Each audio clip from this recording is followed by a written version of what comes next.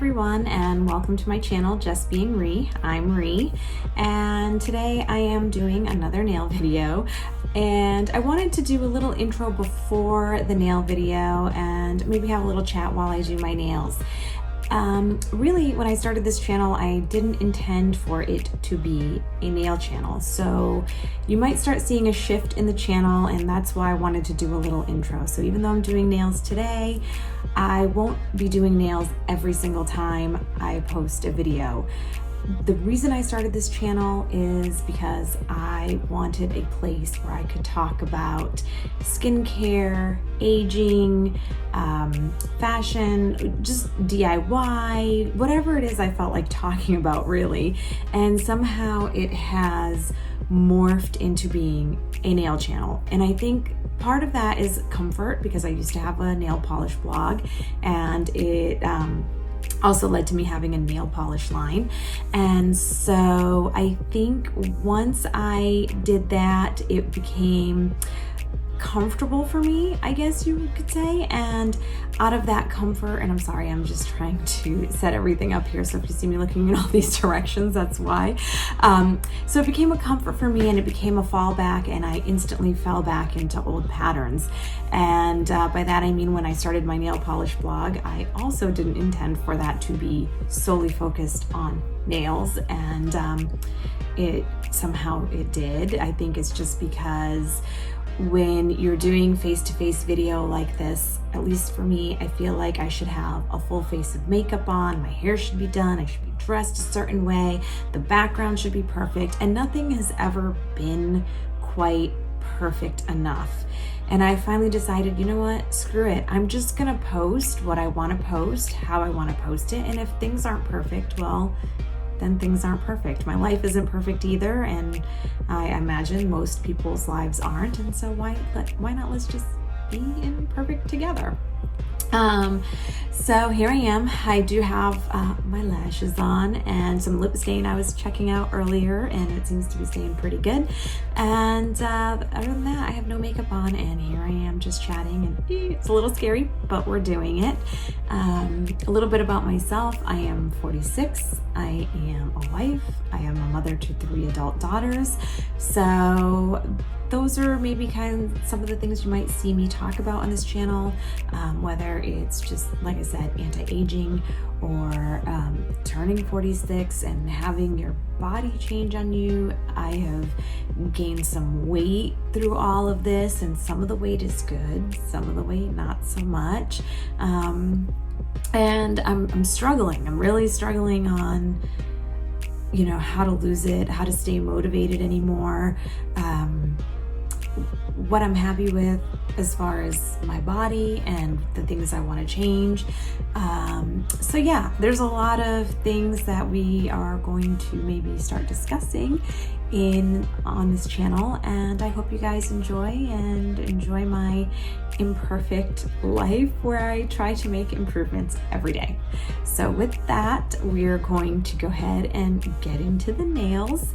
And today's nail video, I am doing a rainbow mani.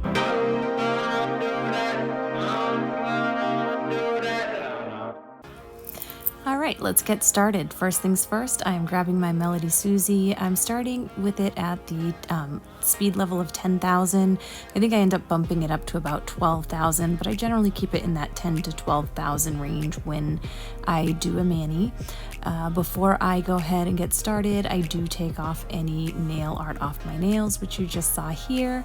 And I am using it's a little box that I keep my nail file drill bits in, and it works really well for a little stand for my nails too. So that's what I'm resting my hand on, and it helps me keep my hand in focus of where the camera is, because I am terrible at doing that otherwise. But I am just gently going across the nail. I just want to remove the polish. I don't want to impact the structure of my soft gel tip, so I'm just trying to gently go across the nail And in all honesty, I think it's just as quick to remove a set and start a new set. But because I do like to change my polish every week, and I don't want to put my hands through or my nails through the torture of removing a set and putting a new set on, I generally will just file off the polish and paint on a new set. In this case, it was about a week and a half of wearing the manicure, and usually after 2 weeks I'll need to do a fill. And I know when I put this set on, I was in a bit of a hurry, I was tired, so I was worried I might have some lifting. So we're gonna just remove all the polish, take a look at my nails, inspect how they look, see if there's any lifting, fill in any lifting if there is any, and just kind of take care of everything all at once. So in this case, like I said, sometimes it might be better off just starting with a whole new set, but I'm trying not to have to put on a whole new set and get another week out of my existing mani. So I try to go really careful along the cuticle area. I want to make sure I'm not catching my skin, so I'll go a little slower. You can see I don't stay in one place too long. I just gently, quickly buff and go, just to prevent any kind of heat spikes and make sure I'm not catching my skin. And again, just want to make sure I'm getting only the actual polish off the nail instead of getting any of the soft gel off the nail.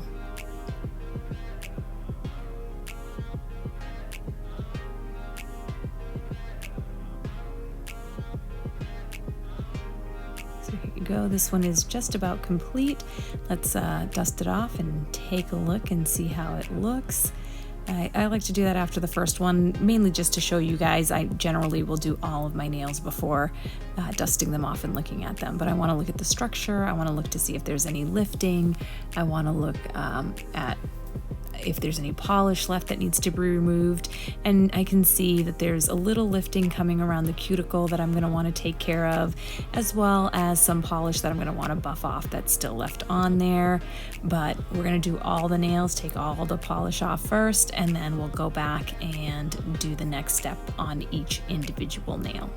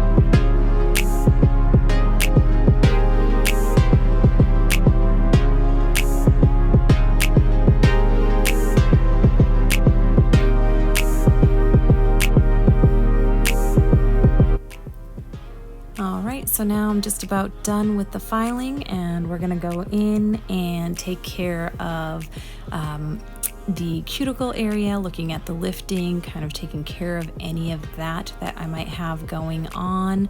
So just kind of inspecting my nails real quick here, cleaning up all the dust, grabbing a 100/180 nail file. I tend to like the rounded file a little bit better, and just going through my cuticle area and taking off any loose pieces of the soft gel that may have lifted here. I just go through every nail and take care of that.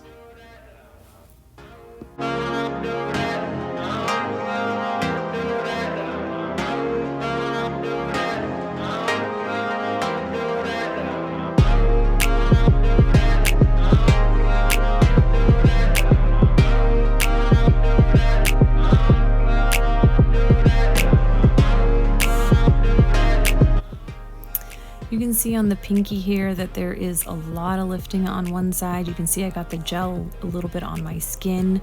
So this one is going to take a little added cleanup. I'm going to have to go in here and really file all that lifting off, remove any of that lifted gel, because I'm going to need to seal it and fill it in just to prevent any type of fungal infection from getting in my nails. If water gets in there, you can create a really bad infection, and we don't want that to happen. So this is going to require some really good cleanup and fill in here.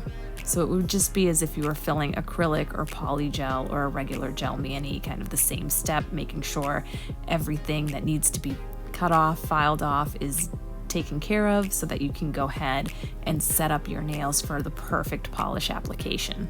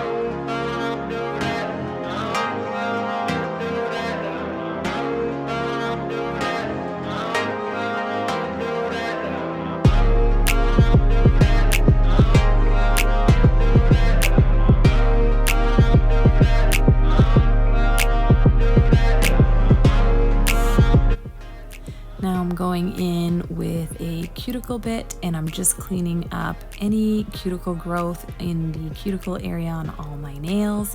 How many times can I say cuticle? But I am going in and just kind of cleaning all that up, as well as any remaining pieces of soft gel that were lifted that might need to come off. I'm taking care of those as well.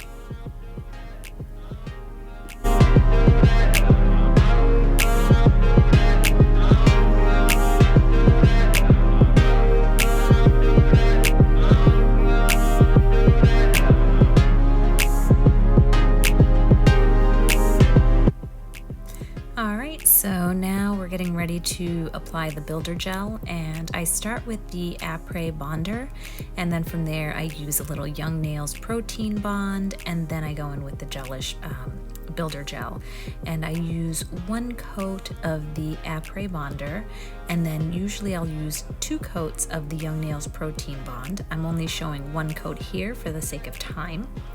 And then I'll go in with the protein bond. And when I'm applying the protein bond, I apply it pretty much just like polish, focusing more on the cuticle area where I need it built up.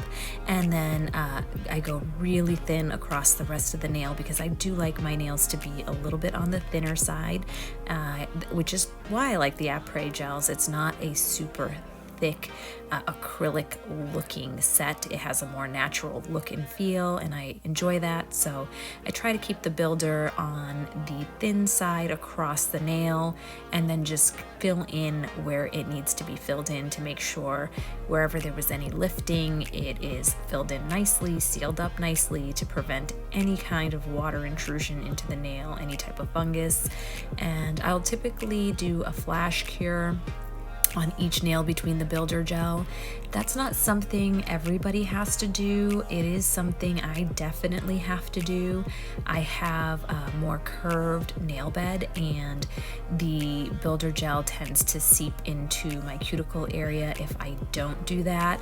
And I noticed here I didn't flash cure long enough, or maybe my flash cure lamp was just not strong enough, and I still ended up having to clean up because it still ended up seeping down into my cuticle area, even with a 5 to 10 second flash cure on each nail. So lucky me, I still had more cleanup to do, but you can see here where it's darker pink because I'm using a pink structure gel. That's where there's more of the structure or builder gel, and then where it's lighter pink is where there's less.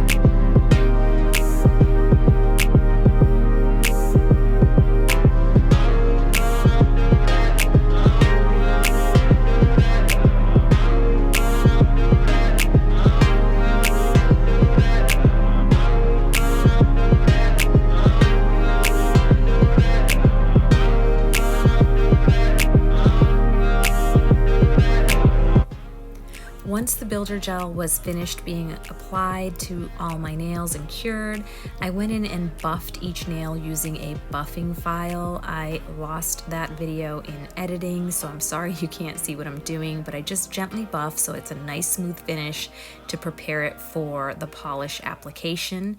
And I'm using a white by Madame Glam, and I'll have exactly which white I use listed down below in case you're interested.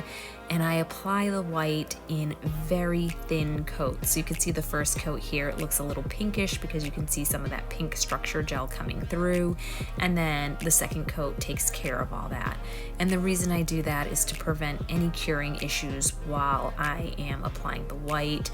Anytime you're doing a super opaque or dark colored gel polish, thin is always best when you're applying. Once I finished applying the white polish, I used a matte top coat to prep them for the watercolor application. I'm just using a random matte that I came with some nail art. I don't know the brand, but it's just a random matte. It might be Marquette. I'm not really sure, but any matte will do. I'm just doing some cleanup because, again, everything likes to flood in my cuticle area. Now we get to the fun, which is the nail art. And I'm using water inks here. I'm using some from Born Pretty and some from Marquette, and I just put the colors I wanted to use out in the order that I wanted to use them. So red, pink, orange, yellow, green, blue, and purple. I wanted to do a nice rainbow, and I wanted to go from my thumbnail to my pinky nail in a rainbow pattern, and I wanted it to be very fluid and kind of blend into each other as it goes across all my nails. And this set of inks also has a clear ink, so sometimes you see me what looks like I'm applying nothing to my nails. It's a clear, I think it's just alcohol. In all honesty, you can totally use alcohol, and it just kind of helps spread the inks across the nail, and you can layer them on top of each other. You can use more alcohol to soften a look. So you have a lot of leeway to do what you want when you're applying the water inks. There's no right or wrong way. But man, I really love this mani. This is so out of my normal comfort zone, but it is hands down one of my favorite manis to date. It is so fun. So once I'm done here, I do some cleanup. I take some foil glue and I apply it in a very patchy manner to all of my nails. I cure the foil glue for 30 seconds, and then I haphazardly apply some hollow foil to my nails in a just kind of a deconstructed pattern, and then I top my nails with top coat, and the look is complete.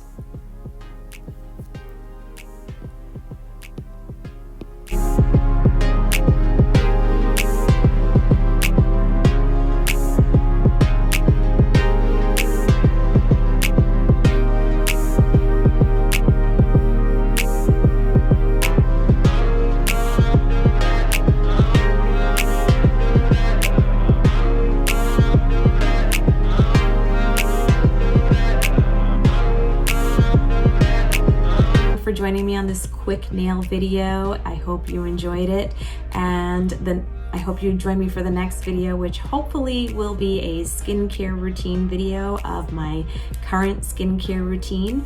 At 46, I think it's time for a shakeup, but I think what I'll do is start with what I've been doing for the last several years, and then we'll see where a new routine brings me as we go with this channel. I have some other ideas of videos I want to do, like the struggles with my body changing at 46. Also, probably more nail videos. I do have a couple of DIYs, but I think those are going to end up being featured on a channel that my husband and I started. If you're interested, it is 20 to Life podcast. So the number 2 the number 0, and then the word 2, T-O, life, so 20 to life. We were married at 20, and we've been married over 25 years now, so that's where we came up with the name. And we started the podcast video thing on Facebook Live during the Safer at Home and decided to turn it into a podcast.